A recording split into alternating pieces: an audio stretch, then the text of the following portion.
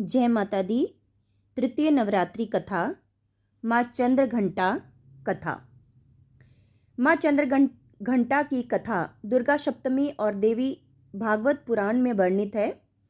माता चंद्रघंटा देवी दुर्गा का तीसरा रूप है, जिन्हें उनकी भव्य और शक्तिशाली आभा के लिए पूजा जाता है। उनका यह रूप अत्यंत शांत, करुणामयी और साहस से परिपूर्ण होता है।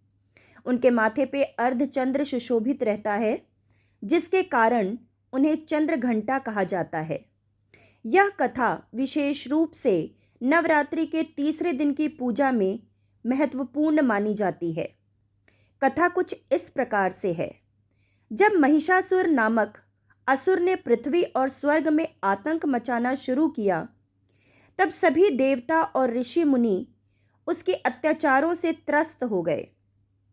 उसने देवताओं को स्वर्ग से बाहर निकाल दिया था और स्वर्ग लोक पर कब्जा कर लिया था। असुरों के इस अत्याचार को समाप्त करने के लिए सभी देवताओं ने मिलकर भगवान शिव और देवी पार्वती से मदद की प्रार्थना की।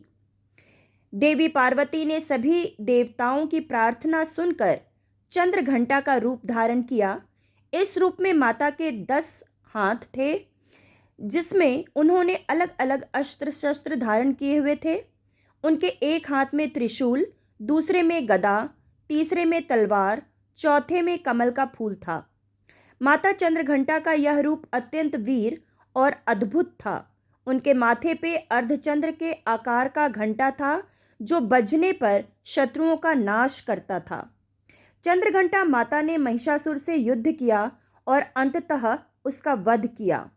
इस युद्ध के दौरान उनके सिंह गर्जना कर शत्रुओं का मनोबल तोड़ते थे और उनके घंटे की आवाज़ से असुर सेना भयभीत हो जाती थी।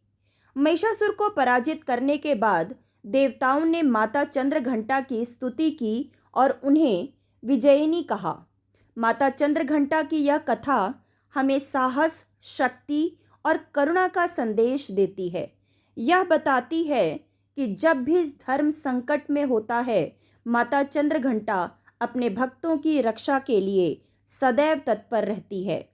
उनकी आराधना से साधक में साहस और निर्भीकता का संचार होता है और वह जीवन के कठिन समय में भी सशक्त रहते हैं। धन्यवाद। इति शुभ। जय माता दी।